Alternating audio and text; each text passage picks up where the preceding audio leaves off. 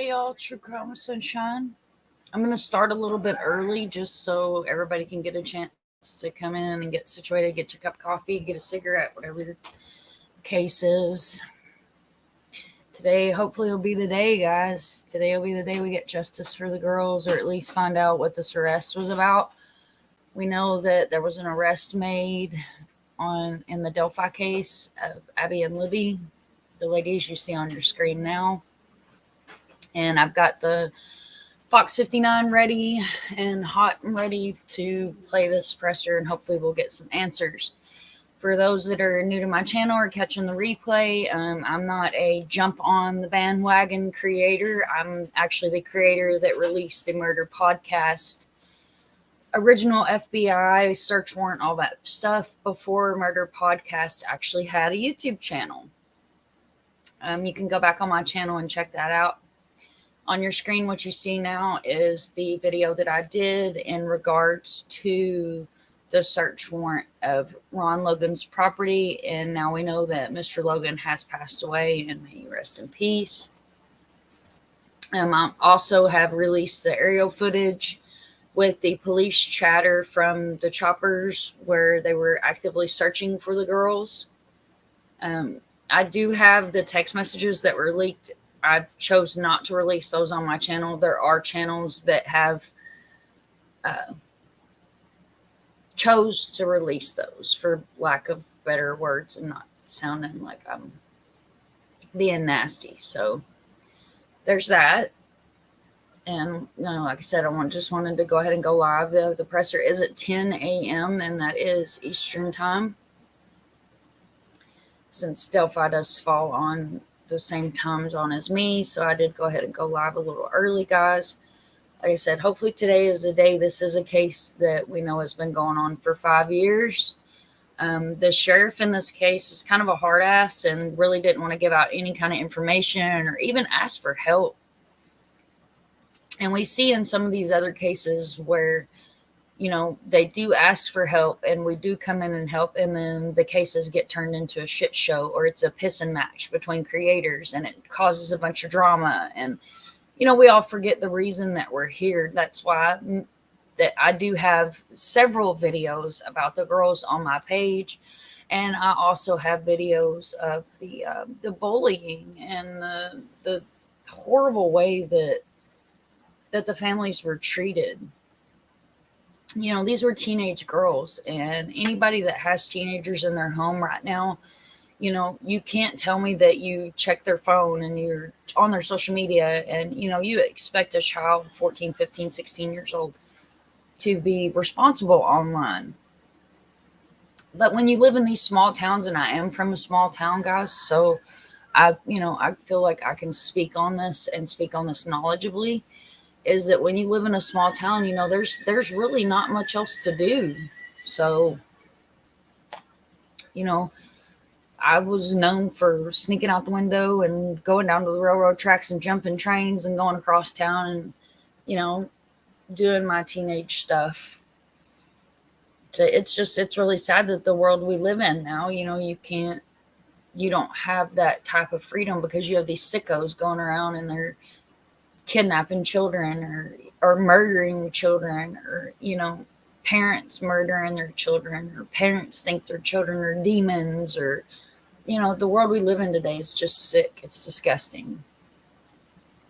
It's absolutely sick and disgusting.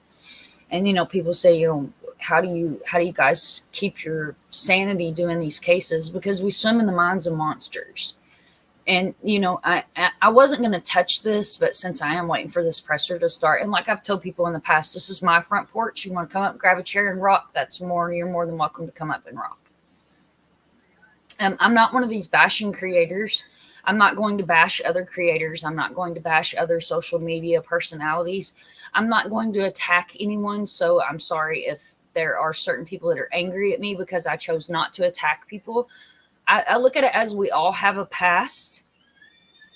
And if you don't embrace your past and you don't embrace what you did in your past, then there's no room for change. So I'm sorry if there are people that are now upset or feel that, they don't want to work together or whatever the case may be. But I'm just going to say, grow up. grow up, because we're not here for each other. If you're here on YouTube and you're claiming to be a true crime creator or an advocate, then you need to act like a damn advocate, not a child. This is not high school. This is not push, push, push, push, push.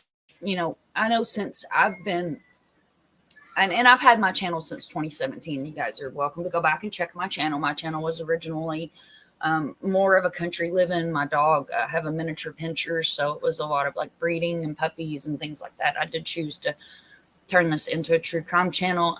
The Summer Wells case, Michael Monkey Vaughn, and then seeing that Harmony Montgomery was getting zero coverage whatsoever. For those of you that know me, that followed my channel, that follow me as a person, know that I was originally Sunshine 1979 Army for the Voices. I know that was a really long name, but the channel that I modded for took a lot of hate. So to keep from my account being trolled, I guess you would call it, or modded or whatever, and people choosing to drag my name through the mud, I changed my name to something super long. So that was really hard for people to mod it or troll it or whatever y'all do. I don't do none of that shit. So I got drugged through the mud and got accused of a bunch of stuff I didn't do, and accused of hacking people and all this other crap. I don't know how to do none of that shit. I'm a mom, a grandma. I'm from Kentucky, and this is my sanity, is the world's insanity. And welcome in. And if you guys that haven't already, make sure you hit that subscribe button, hit that like button, share out this video, because hopefully, guys, today's the day, now that I'm over my rant, because like I said, this is my front porch, and I felt like it was important for me to get that out there. That, you know, I have love for everybody. And I think that if we could work together as a community instead of acting like a bunch of 13-year-old girls in high school, probably would go a lot smoother. You know, the Quentin Simon case, that case is heartbreaking. You have a murdering monster walking the street, and, you know, people are just like okay with it. Law enforcement's just okay with it. You know, there's children that live in that neighborhood. How do we know that she's not some kind of psychopath that's going to go through and just kill every child in the neighborhood? Well, according to the local sheriff, you know, he feels confident. Just like if you guys have ever seen the show Fear Thy Neighbor, Love Thy Neighbor, whatever the hell it's called. Yeah, that's like real-time case of Fear Thy Neighbor right there. And, you know, it's sick and disgusting. I have two angels that I would do anything in the world to hold, but instead of being able to hold them, I have two graves to go visit. And then you have parents that just unalive their children, and it's just, they're okay with it. Law enforcement's okay with it.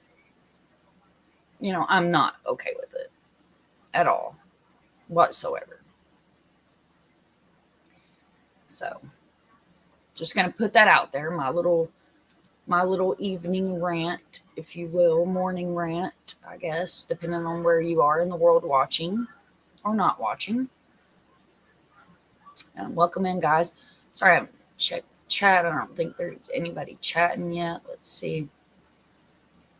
And I may have to mute real quick, guys, too, because I've got YouTube. Oh, no, it's already muted. Got YouTube playing. I just want to make sure that we hit the suppressor on time. Yes, Jody's here. Hi, babe. Welcome in, Jody. Welcome anybody that's coming in. This is a drama-free channel, so you are welcome to speak your mind. You are welcome to, you know, come in and chat, please. I want everybody to chat. If you leave a comment on my video, your comments will not be deleted. I'm not a deleting creator. I don't delete comments. I don't delete videos. The only time I delete a video is if I really screw up the audio. Then it will be, you guys will notice it's gone, or it's on private or something, until I can fix the audio on it. But other than that, I don't delete. And guys, I am going to drop, let's see, we will drop Steve's link, because if you are not subbed up to True Crime Web, guys, go over and sub up to Steve and Mrs. Steve. They have worked diligently on the Delphi case. Actually, how I met them was through Mob, which is Monsters Under Our Bed. If you guys are not subbed up to his channel, also make sure you go sub up to his channel as well, because he's an awesome creator, and he's another one that's been there for the girls. He's actually also been boots on the ground and helped search for Dylan Rounds in the Dylan Rounds case.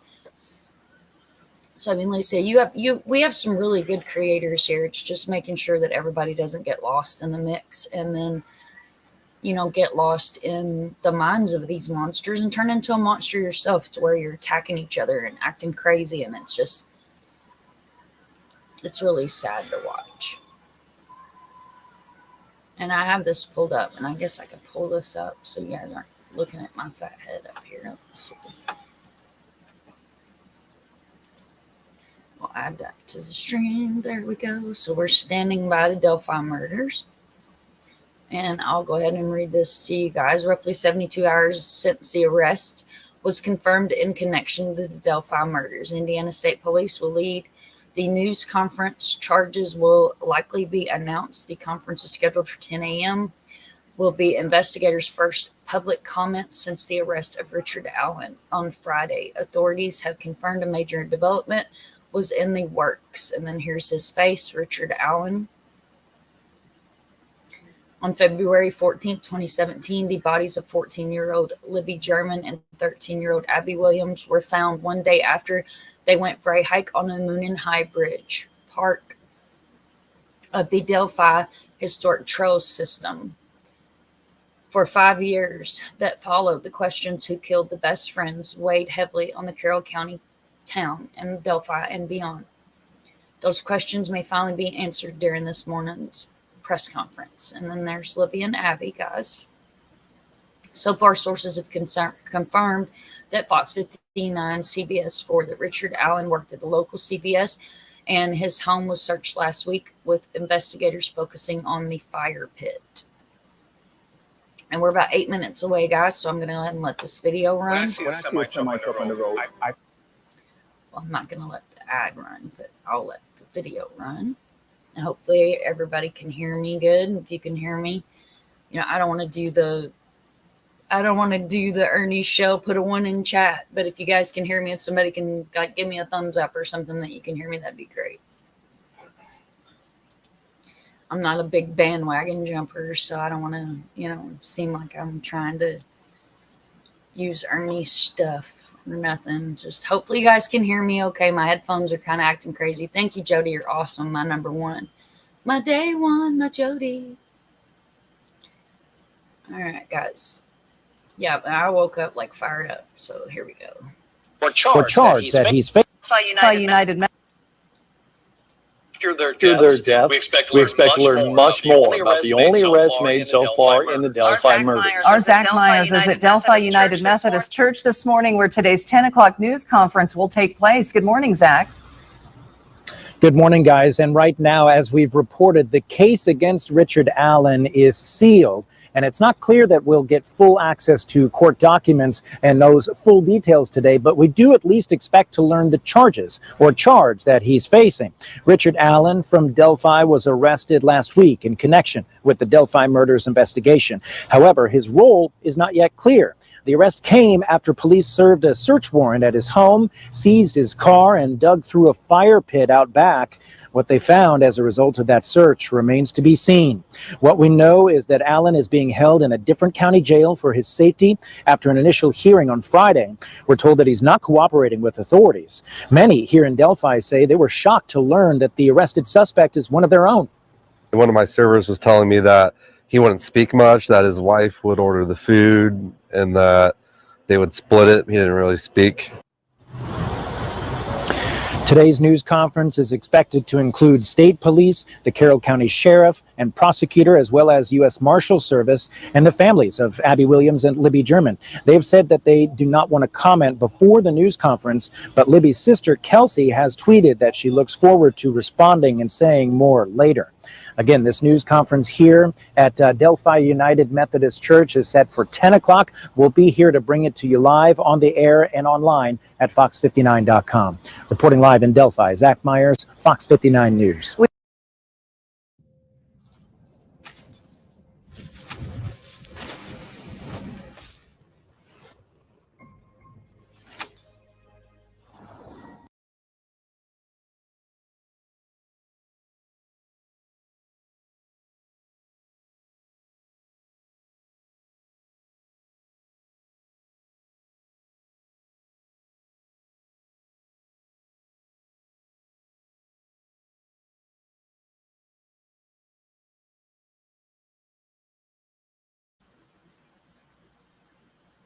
right, guys, so that was the little news clip that they did on the update.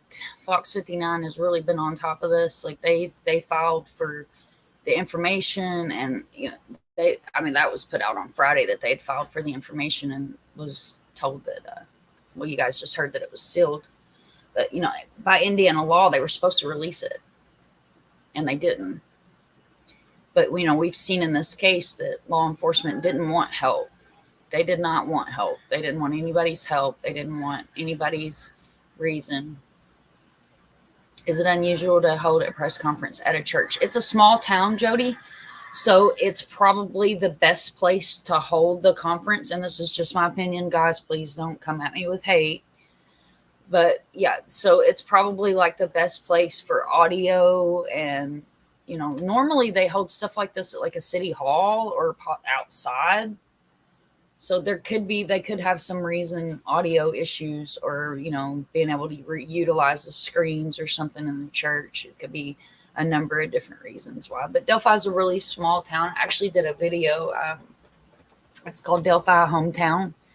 It's further down on my channel. Sorry, guys, I had my camera off while I was smoking. I know it's a nasty habit, but life happens live. So 3 minutes. I don't know about you guys, but I'm super excited, and I really, really hope that this is going to bring closure for the family. I mean, I really do. Kelsey's been a great voice for the girls, and she's took a lot of hate, like a lot of hate. If you guys do some research and look into her and look into her Twitter, and she was attacked by a troll. She was attacked severely. I actually did a video on how bad she was attacked. It was disgusting, absolutely disgusting. Oh. We got action, guys. Let's see. The Delphi murders. As we've been reporting all morning long, an arrest has been made in the case surrounding the murders of Libby German and Abby. You're looking live in Delphi this morning, where we are waiting for Indiana State Police to begin that news conference. This is happening inside the Delphi United Methodist Church. We understand that there are at least 27 cameras, all from around the country and locally, who have come in town for this announcement from Indiana State Police. Absolutely. We're expecting to hear from Indiana State Police Superintendent Doug Carter, the prosecutor, the sheriff there in Carroll County as well. And they'll go through what we know so far since Friday. So as we've mentioned, that conference scheduled for 10 o'clock this morning. So it should be starting here, they said, promptly at 10 o'clock in the morning. We have a team of reporters who are also there, including our Russ McQuaid and Max Lewis, who will be joining us throughout this hour, kind of break down exactly what happened inside the church. We also understand that family members of Libby German and Abby Williams are there as well, waiting to hear what officials say about this arrest. And at this point, Daniel, authorities have only confirmed a major development was in the works. On Friday, we learned about 50-year-old Richard Allen being arrested in connection to the Delphi murder investigation. But that's all we know at this moment. So we're hoping to learn more as to what is his charges that he faces, where that connection lies in this case.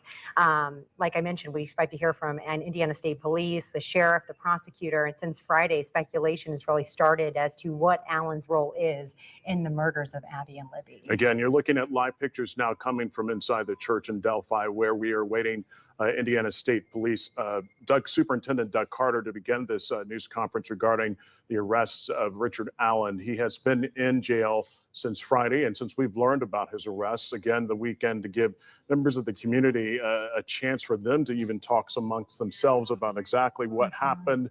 It's been almost 6 years. It will be 6 years in February since the murders of the two young girls on the Monon High Bridge. This is news that the community has been waiting for. I think we're going to listen in right now.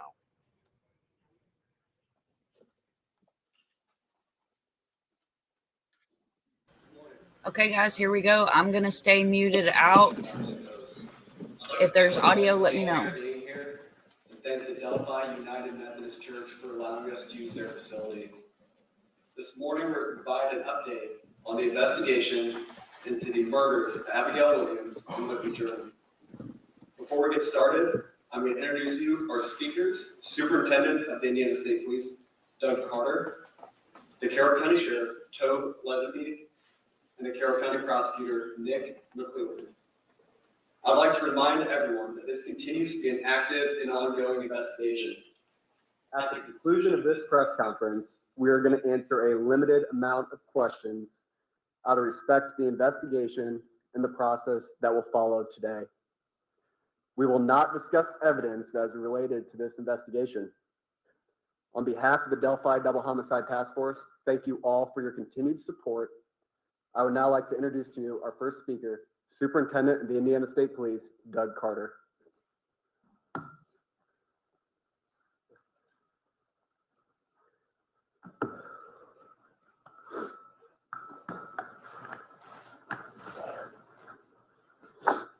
Give me just a second here.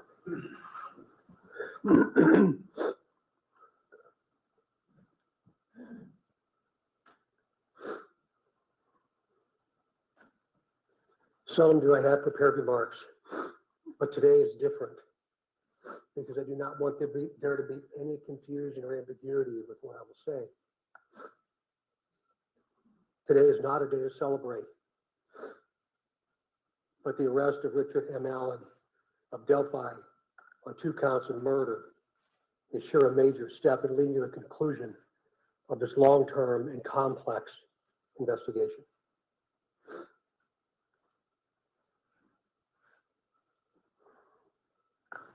First, I'd like to speak directly to Anna, Mike, Becky, Kelsey, your extended families, along with the entire Delphi community that certainly has grown and now includes our nation and even many countries around the world. I am proud to report to you that today, actually last Friday, was the day. And an arrest has been made. Thanks to literally hundreds of media outlets that have been steadfast in reporting and keeping the memories of Abby and Libby front and center. Many of you in the room have developed relationships with me personally, and you know I always have a personal perspective, and today is no different. But from a very personal perspective, you all have provided inspiration and support, even while oftentimes frustrated with us and me. You continue to encourage the efforts, and you too believe that one day we would all be here participating and sharing this news. To the entire law enforcement community, which includes all local, state, and federal agencies, which are far too many to specifically mention today, thank you, thank you, thank you. We are going to continue a very methodical and committed approach to ensure that if any other person had any involvement in these murders in any way, that person or persons will be held accountable. Since the murders of Abby and Libby 2,086 days ago, the daily investigative team has worked tirelessly and is certainly worthy of mention today. Specifically, Sheriff Lazenby, Sheriff of Carroll County, Detectives Tony Liggett, Detective retired Kevin Hammond, former Delphi Chief and now the prosecutor's investigator Steve Mullins, State Police First Sergeant Jerry Holman, Detectives Jay Harper, Dave Vito, and Brian Harshman, along with members of the United States Marshal Service, specifically Agent Jeremy Clinton and Agent Bill Colfers. With them today is Dan McClain, U.S. Marshal, appointed U.S. Marshal. Our state police analysts, our scientists from many different disciplines within our laboratory division, Mrs. Kathy Shank, for your incredible dedication to detail, and to so many others that I know I've missed. I really believe that Abby and Libby would be proud of you for standing strong, even in the face of immense pressure and perpetual criticism. Some of these individuals have postponed retirement, passed on promotional opportunity, have dedicated personal time away from their families, giving up nights, weekends, and holidays, all while in the pursuit of accountability for Abby and Libby. I know that today's announcement will not diminish your resolve, and I hope you have found just a bit of peace in this most complicated world. This is really important. While I know you are all expecting final details today concerning this arrest, today is not that day. Today is not that day. This investigation is far from complete, and we will not jeopardize its integrity by releasing or discussing documents or information before the appropriate time. Prosecutor Nick McClellan, of course, will share additional information about what we can and cannot say, and also explain to you why the probable cause affidavit is temporarily sealed by the court and not available. And by the way, he has been a tremendous asset to this team. I'm yet again asking you for your patience and please your understanding while our system of due process works. Also remember that all persons arrested are presumed innocent. All persons arrested are presumed innocent. You all will have an innate desire to subjectively interpret and then report what you think. We in the law enforcement realm cannot, and you should never allow us to, talk about what we think concerning facts, but rather discuss and share. No. When it can be released at the right time, but again, today is not that day. It's about Abby and Libby, their families, this community, this nation, and even our planet. The prosecutor has been very clear with law enforcement about what his expectations are, about what can and cannot be released, shared, or discussed. So we will, of course, comply. If you choose to be critical of our silence, be critical of me, not the front line. These are the folks that committed their entire lives to a successful conclusion. In other words, a guilty verdict. As we move to the next phase of this investigation, I will continue to offer all resources that the ISP has. It's not only the investigative team I anticipate growing, but also to Prosecutor McClellan as we prepare for the coming months. Again, Nick's been very resolute and very clear, and I'm most grateful for his leadership. And it's going to be really important as we move forward. Please continue offering tips that you would like to share. The many avenues to report will remain open and will be available to all. Continue doing that. Please continue doing that. In closing, I stand before you in this church and very place where we held our first briefing nearly 6 years ago, and just hours after the murders of Abby and Libby. Right here. Pulling in today, I wasn't really sure what emotion I would experience. But peace came over me. And I didn't expect that to happen. And I hope all of you, with all the different responsibilities you have from around the planet today, have felt some of that as well. But remember, we're not done. I think what we all had experienced proves that together there's nothing we cannot do. But more importantly, giving of ourselves, all of us, all of us, giving of ourselves matters more than what we could ever receive.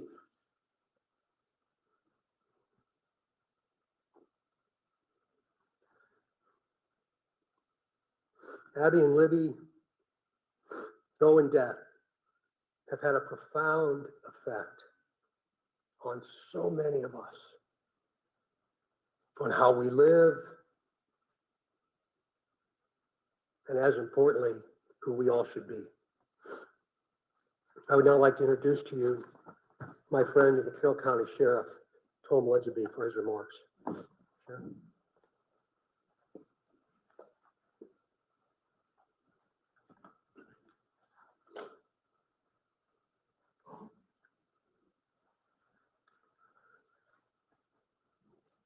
I believe in a God of justice and righteousness. Today, I believe that same God has provided us with justice for Abby and Libby.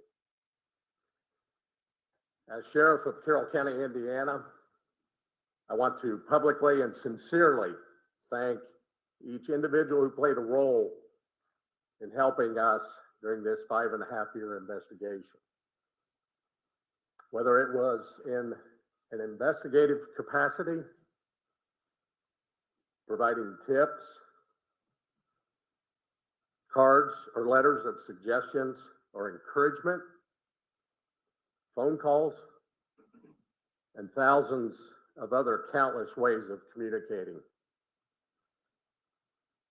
I earnestly thank those who prayed for this moment in time.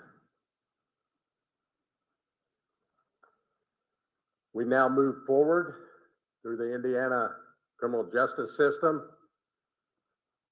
for this moment allowing in the time. system to We now move forward through the Indiana criminal justice system, allowing the system to provide its due diligence and process in providing that justice which is owed Abby and Libby, their families, and this community. Thank you.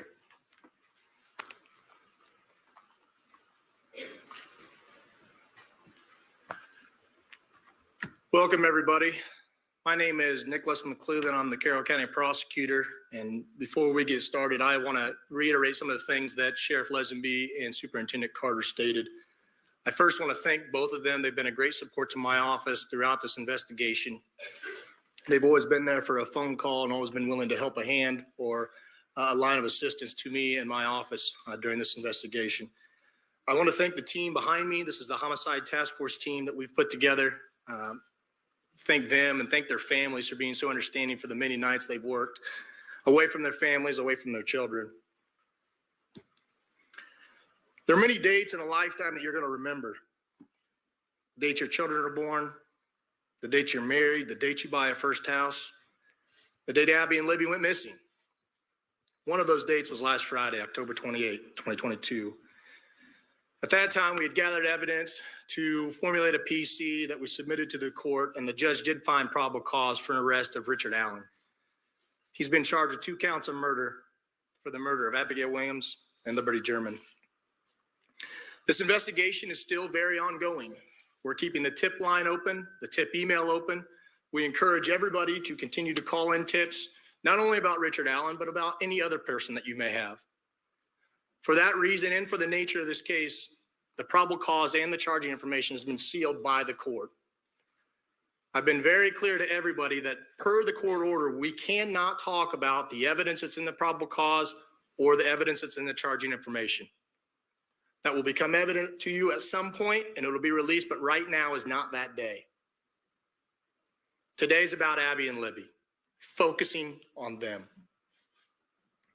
Mr. Allen has had his initial hearing. He's entered a preliminary plea of not guilty. The matter's been set for a pretrial on January 13th at 9 a.m., 2023, and a trial date of March 20th, 2023 at 9 a.m. He is presumed innocent. We will have an opportunity and day in court when we can present the evidence that we have against him. But until that day, he is presumed innocent. I want to open up to a few limited questions from the audience. But again, keep in mind, we are not going to talk about the evidence that we have in this case or about the charging information. We cannot. Those things have been sealed by the court. And so I want to open up a few questions. Prosecutor, when did Richard Allen become a suspect? And do you think he acted alone? Again, that's part of the investigation, so I'm not going to talk about those things. What I can say is that we have probable cause established by the court for his arrest, and he is in custody. He's being held currently without bond. How long has he been a suspect? I'm sorry?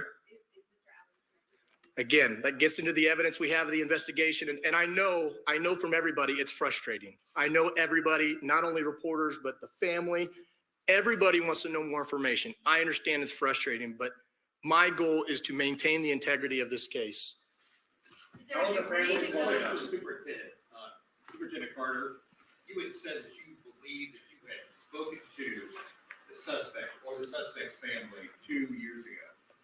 Is this man one of those people? Again, I appreciate the question, but we're getting into the timeline of events, and today's not the time to do that. Can you talk about how rare it is? Family, I know you've had a lot of conversations with them. You were almost in tears pretty much when you started off this press conference. Can't imagine how emotional it is for everybody that's worked on this case. What was your conversation first like with the family, Matt? When you were able to tell them you finally got the suspect? It was a very personal moment for me, and I think it was a very personal moment for them, for all of us that have had interaction with the family. We developed a relationship that I think is going to last at least one lifetime, and maybe a second. So it was a very, very, very sad yet a very humbling experience. Superintendent, you asked for tips, detective work. It was a reward for $325,000. Did this all come together to make this nexus? Is that a combination of all three things that led us to this day? Was it one or the other? Well, eventually you'll be able to see what led us to this day. But again, today's not that day. To include the reward, you mentioned that, Raphael, about the reward itself, and again, very premature for us to talk about that. There's still a tremendous amount of work to do. What would you say that Abby and Libby have taught you in depth that we can remain to continue on with?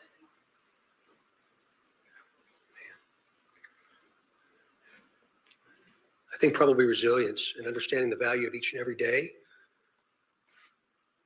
That today was the day, but I didn't anticipate they ever thought today would be their day. And I feel like I've known them for a long time.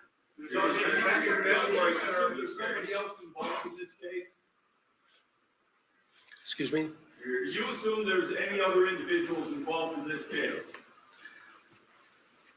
We haven't closed the door on the investigation. And so that's why we keep the tip line and the tip email open. And so we're not presuming anything at this point, but we're going to continue to take tips, continue to take any information anybody has. And as we've done with all the information we've gathered, we're going to look at that and examine that and see where it leads us. Prosecutor, can you explain the law? You've asked the court, based on this investigation, that these documents should be made out of the public view. Can you explain, without getting into the details of what's in the documents, well, this is not regular. Usually a public hearing is held. We should be able to see all the documents, right? Sure. Can you explain your decision as to why you believe that over the next 30 days, no one in this room should have access to those records? Sure. It is unusual. We don't do it very often in all the cases that we handle here in Carroll County. We did it in this case because the investigation is still open. And while all cases are important, the nature of this case has some extra scrutiny with it. And so my office, felt it was important to seal those records. There will be a public hearing on whether or not those records are going to remain sealed or not. There'll be public notice for that hearing so that everyone can attend, but there will be a hearing to determine whether or not they're going to stay sealed. But for now, to me, it's about protecting the integrity of this case.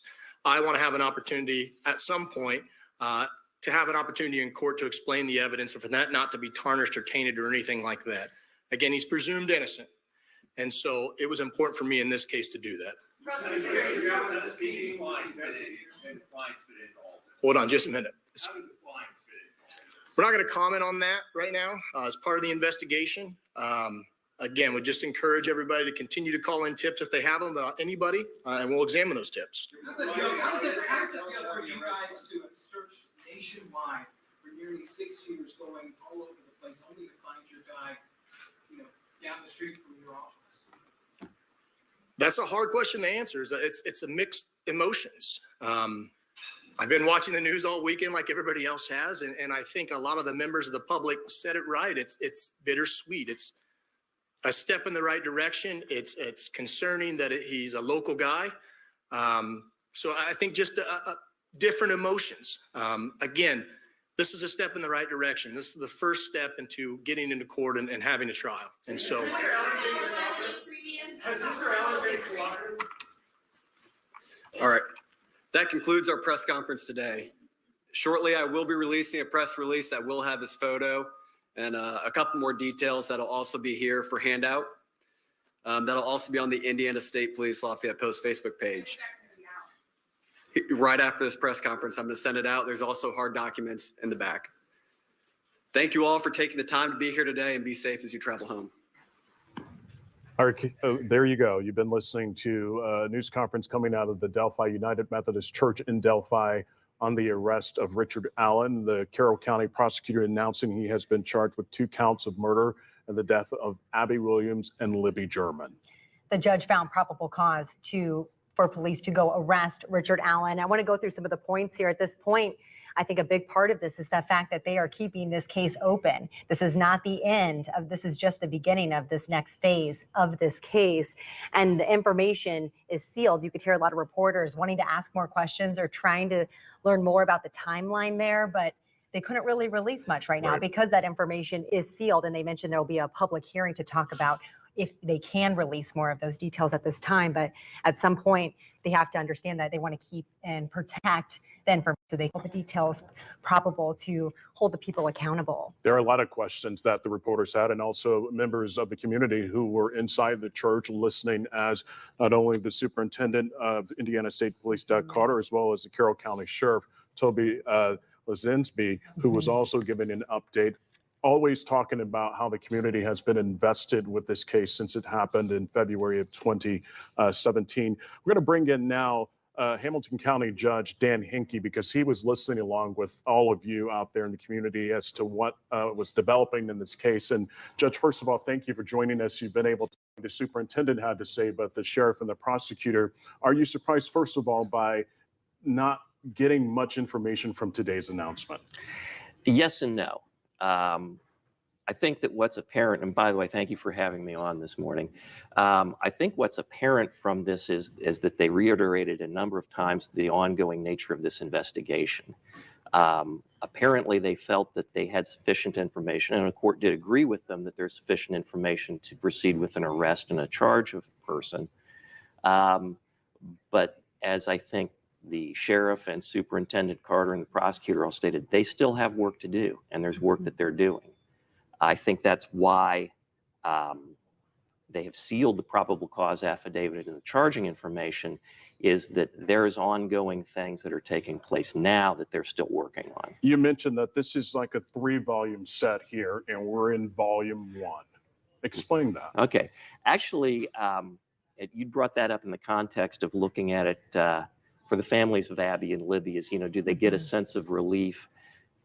How are they feeling about it? And really also the investigators and the law enforcement that have been working on this case very diligently, I'm sure, for the last several years.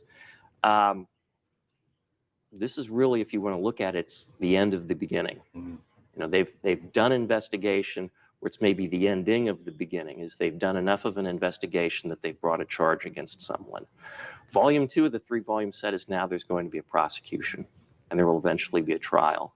And that's going to be a very long process as well, as I think that the sheriff, Superintendent Carter, and the prosecutor indicated it's time for the due process in the court system to work. That could be a lengthy process. And then volume 3, at least for the family, will be, how do you put your lives back together when it's all done? Some healing. That has to be so challenging and so tough, especially a case like this that has been talked about over and over again for almost 6 years now, and it will continue to. It has to be so challenging for that family. As we were talking about with the questions, as some people were probably watching this, they're wondering, well, they do want to know more. They want to know how this person is connected and all the other facts that we've talked about over time. Why is it important from the judge's perspective, your perspective, as to why to not report on all those details right now? Well, it's it's been done on the basis of a request from the prosecutor that those facts and that information not be released and not be made public. Before someone's arrested, it's not unusual to seal a charging information, to seal a probable cause affidavit, and to seal a warrant in order to go find them and arrest them. Obviously, they know that charges are filed. They're likely to take off and run. Afterwards, it's more unusual. And so there must be circumstances that they've presented to the judge that the judge is satisfied that the investigation would be jeopardized if a lot of those facts were made known and made public. But in Indiana, there's a constitutional right to access to courts and to public access to the courts, which you are all part of. Right. And they can't keep it sealed forever. They'll have to release it eventually. And so I'm sure there's some urgency in what they want to do in terms of their investigation.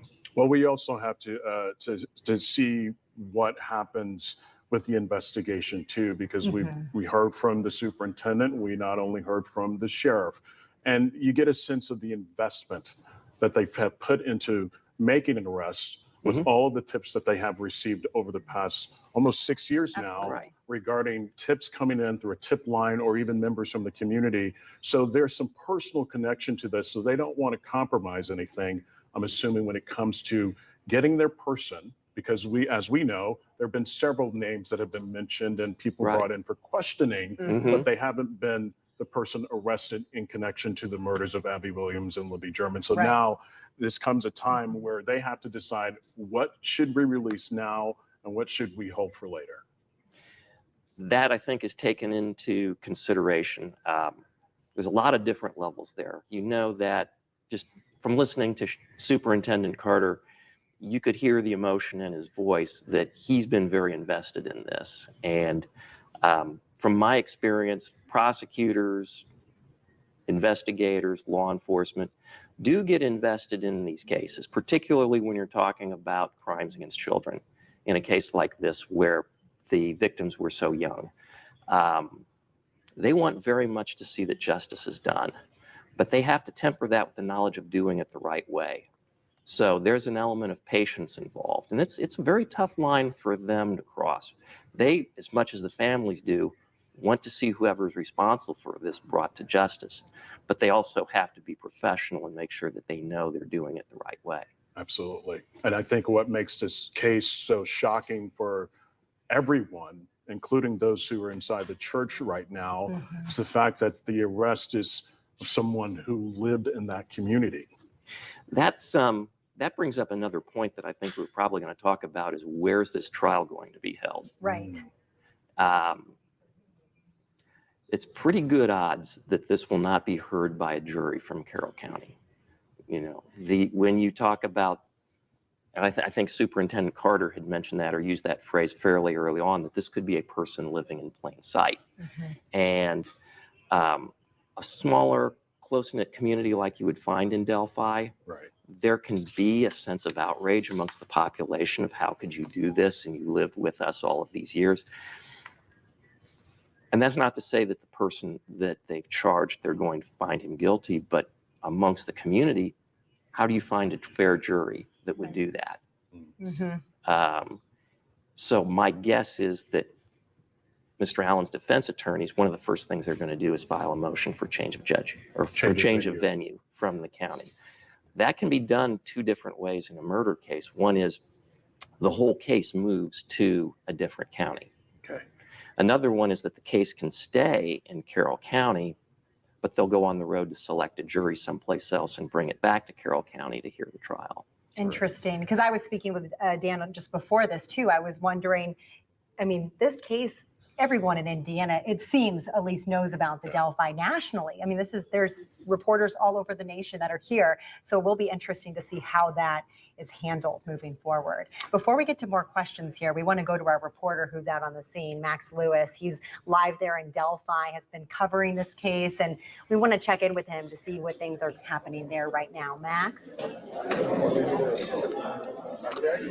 Yeah, Angela and Danielle, people are starting to, file out. clean up after hearing that really shocking news. You know, we heard the announcement on Friday that someone had been arrested in connection to the murders of Abby and Libby, and now we officially have gotten that officially. That was originally from sources on Friday, that Richard Allen has been charged with 2 counts of murder in this case that has gripped this community, has gripped the nation.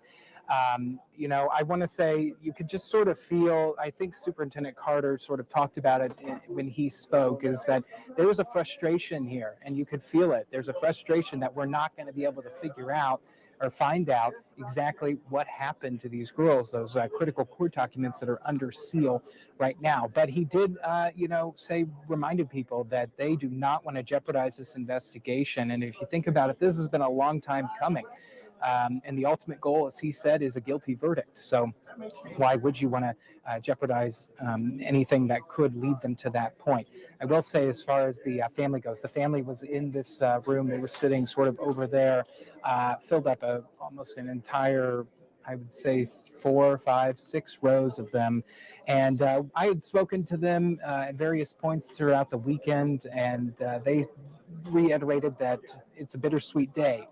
The good news is that they have an arrest finally, and they can finally maybe work towards getting some of that closure. But at the same time, they realize it's not going to bring Abby and Libby back. And I think that's the entire feeling here among law enforcement, among this community, and more importantly, among the families of Abby and Libby. Angela, Daniel.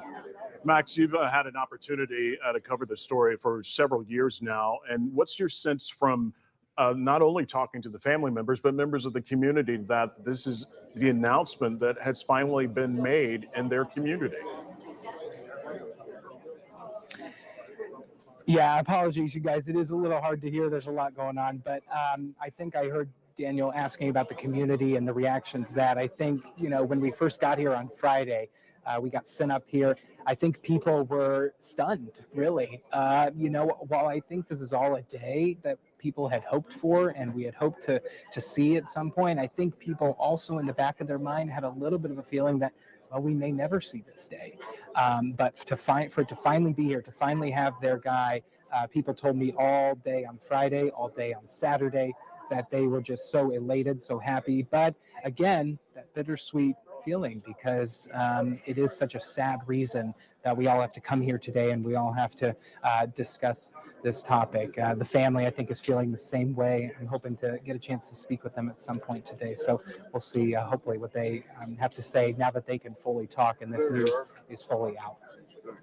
Max Lewis reporting for us live from Delphi United Methodist Church. You mentioning that some may not be able to see this day, but the superintendent, Doug Carter, mentioning that some of his members of the force even postponed retirement so they can work on this case diligently. It just shows how much they cared about this case, and the entire community of Indiana, nationally, everyone had so much into this, but the investigators who are working directly with those families, they have that relationship with them, and they wanted to seize this day just as much as everyone else. And I know Max there mentioned that he's going to be trying to speak with some family members later today. I wanted to mention Kelsey German, Libby's sister. She posted on Twitter yesterday.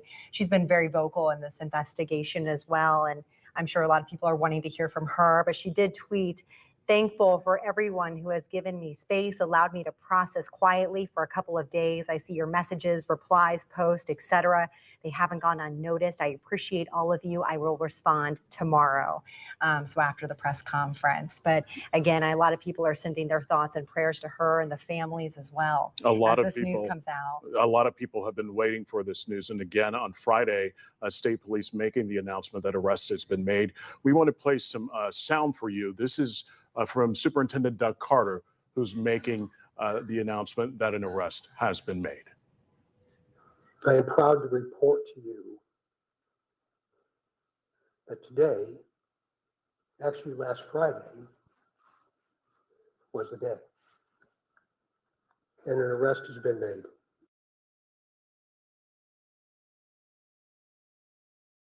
He also mentioned that today is not a day to celebrate in his news conference at the beginning of the top of the hour at 10 o'clock.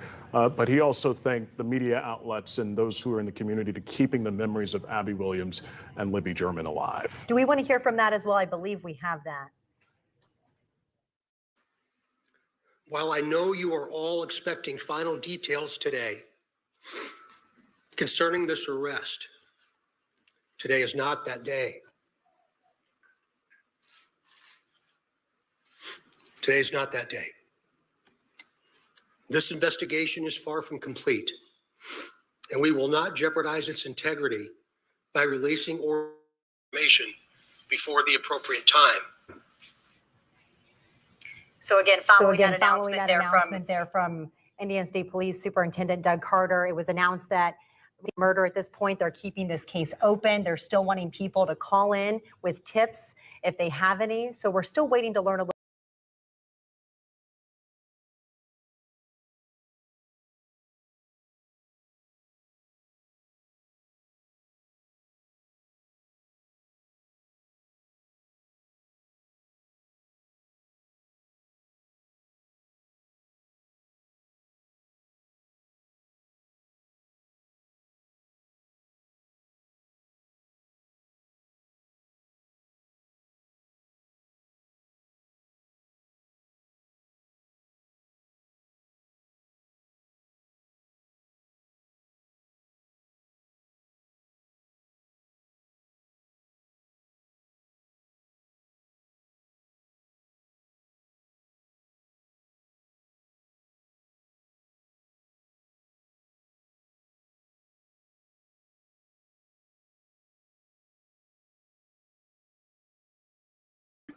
On February 13th, 2017.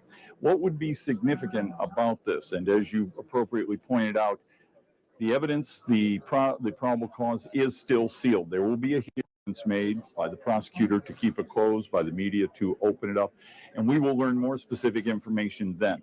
However, having covered this case for a long time and several other investigations, let's take a look at how perhaps Richard Allen came on the radar of the investigators. I've been told by two sources that he actually had come forward. His was a name that had popped up during the early days of the investigation on February of 2017, investigated at that time, set aside. Then it was only recently when somebody this summer, for whatever reason, decided to take a second look at some of the information that was still there in the files to see if it had been explored fully or exploited fully. Now, the timing of this could be very significant or could be coincidental. All in July. It was in July and June that a defense attorney representing Kagan Klein, a Peru man who is charged with 30 counts of child pornography, obstruction of justice, and child exploitation, who investigators say was in social media contact with Libby German the night before her death. It was at that point in June, and of course, Kagan Klein's been in jail since August of 2020. It was that point this past summer when negotiations were going on. That's the way that the defense attorney termed them. He said, I'm in negotiations with the prosecutor. That is code language for a plea agreement. It was then that Kagan Klein was interviewed again by investigators. We saw the searches in the Wabash River. We have also heard about other searches. 2 weeks ago, we were in court in Miami County for Kagan Klein's pretrial hearing, which had been delayed, has now been pushed off till December. And sometimes, as I say, when you're covering court, it's not always what they say in court, it's what they don't say. And the whole investigation and the negotiations were never brought up. We just thought, well, whatever they were looking for, it didn't work out. We'll learn more about it when December comes. Then all of a sudden, it was during that same week, 2 weeks ago, when Kagan Klein was in court in Miami County, and his attorney was representing him during a pretrial hearing, that now we are learning there was a search conducted at the home of this individual, the individual who's been charged in this case, Richard Allen, an investigation at his home. There was a search warrant inside the house. His car was seized. Investigators went out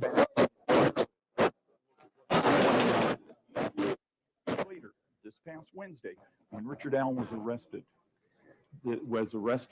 And then we also found out on Friday that he had been charged, and that's what brings us to this morning in Delphi. All right, Russ McQuaid live for us at Delphi United Methodist Church. Sorry about that little audio mix-up there, but it's just another update we're getting on this announcement today coming from Indiana State Police. Absolutely. Russ has been following this case since the beginning of it. So it's nice to hear his perspective and walking through where we started, where we are now. We'll be sure to check in with him later on as well. But let's go back and check again with Judge Dan Henke, who's here, Fisher City Court, former public defender and deputy prosecutor. Thanks again for being here this morning with us to walk us through this, because there is a lot of information to unpack here.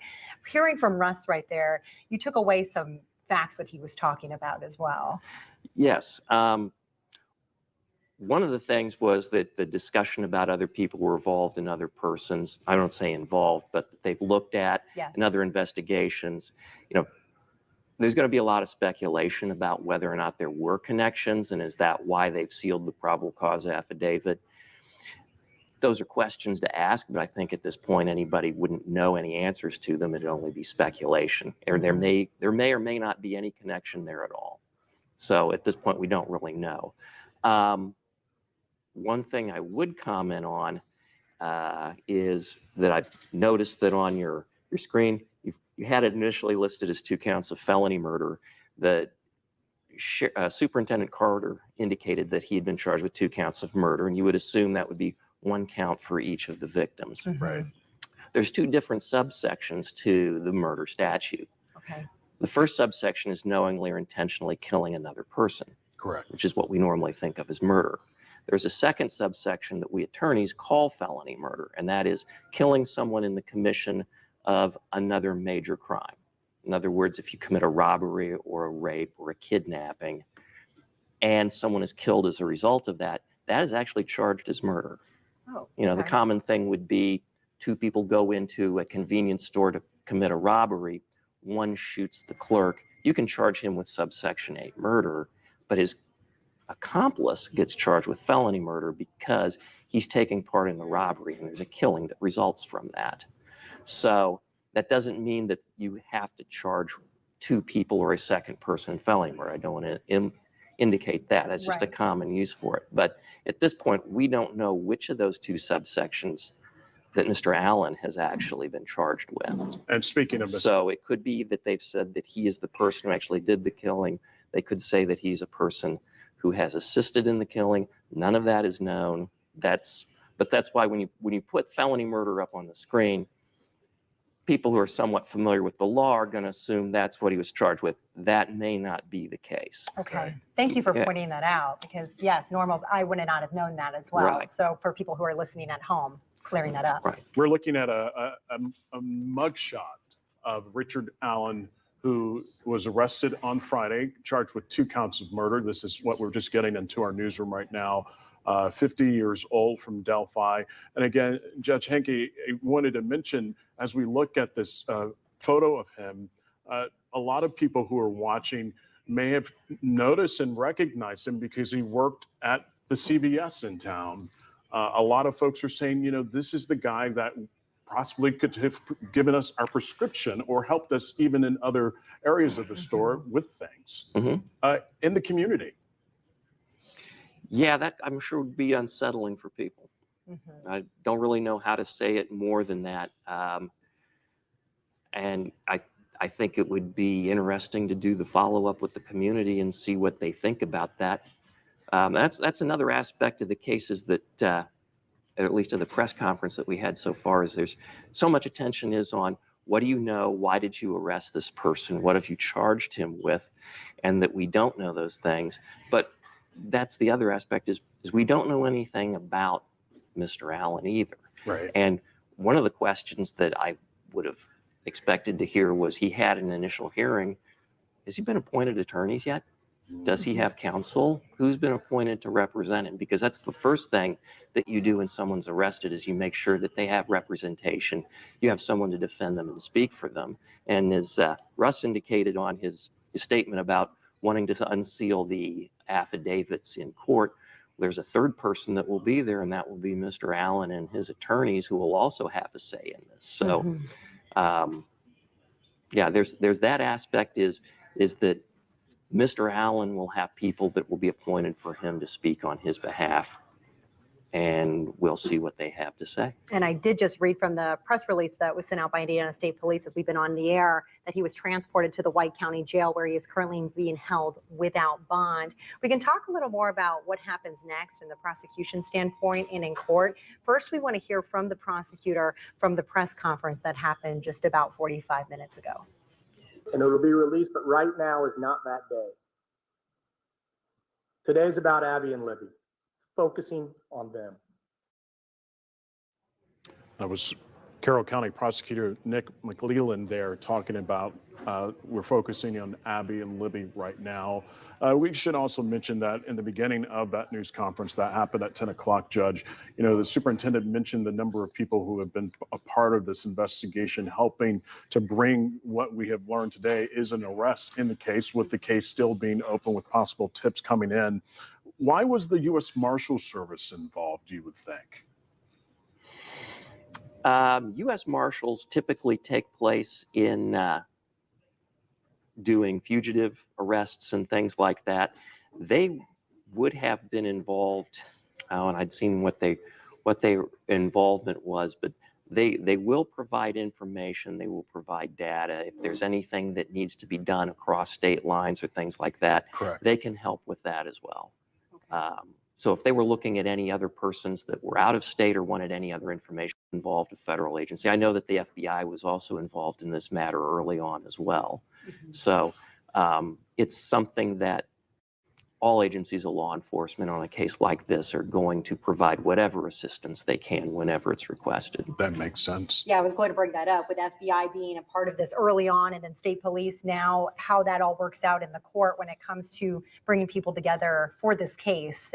They would be contacted and then brought in to provide any information that they have. Is that correct? Yes. How that works? Okay.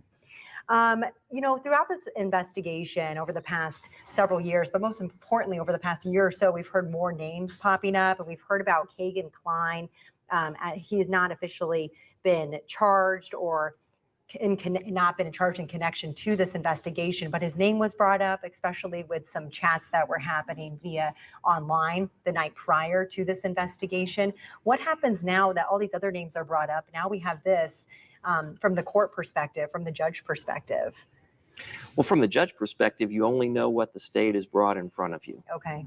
Judges don't get to do their own investigation or to go find out any facts on their own. Right. So the judge will only rely upon who is the state charged and why have you charged him with this? And then we'll set dates for those things to be heard. And as we've heard from not only the superintendent, but the prosecutor in this Yes. case, they're keeping things sealed because they don't want to compromise the investigation as it stands right now, with Mr. Allen being behind bars, charged with 2 counts of murder. But we should also mention that there's a tip line that's open. And speaking of that tip line, we want to hear from the superintendent making Okay, so I muted that for a few minutes. So today was the day we got murder charges for Abby and Libby, justice for Abby and Libby. And, no, Jody, I haven't had a chance yet. I've got a lot going on in my real life, so I haven't had a chance yet to run a background. But it will be interesting to see what kind of record, if he has a record, or if there's like anything, weird. I mean, I know we've seen some my opinion, and, we are entitled as humans to our opinion. A really creepy picture of his daughter on the Moon and High Bridge. Really creepy. And then I did cut out some of JLR's video that he did of the walk-in, and I did slow it down. I slowed it way down so I could compare the walk myself. And yeah, I'm pretty sure that, this is the guy. This is the guy. Now, are we going to find out if there's connections with Keegan? Probably not for a long time.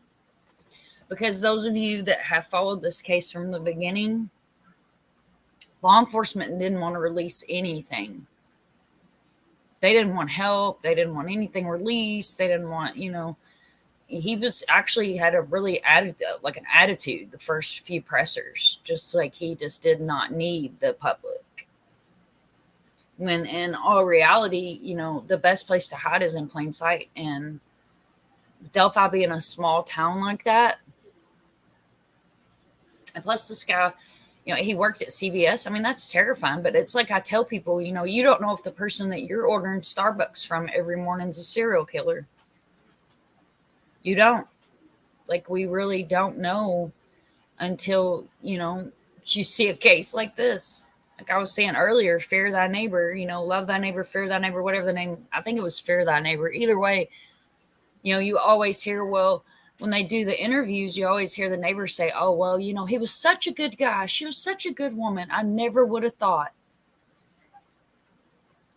And these girls are brutally murdered. They were brutally murdered. Their lives were taken. Angel was taken too soon.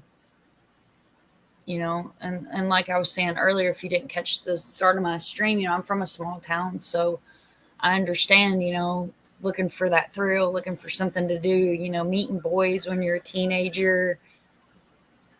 It's really unfortunate. My heart does go out to the families. And, with Indiana being an open record state, like I'm in Florida, and Florida is an open record state.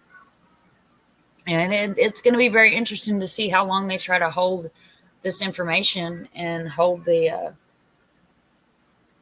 files closed.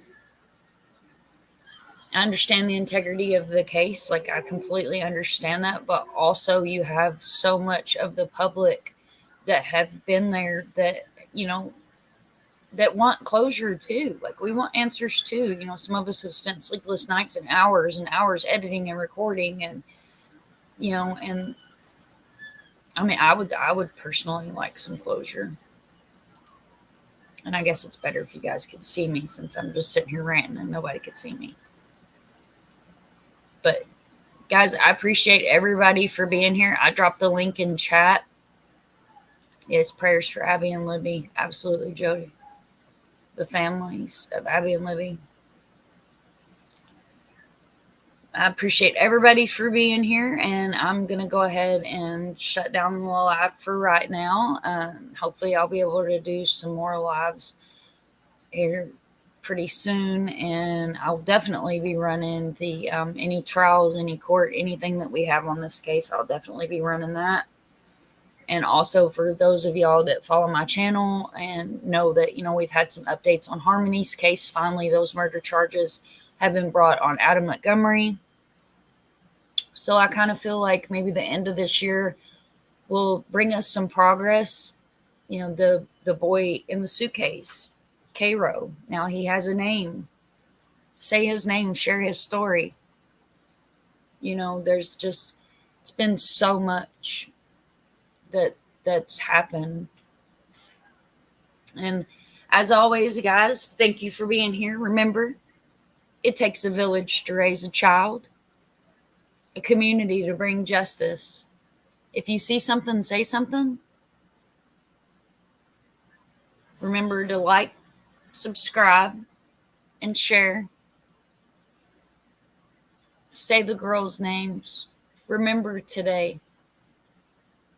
Today was the day that we finally found out that they're holding someone accountable for the murder of these girls.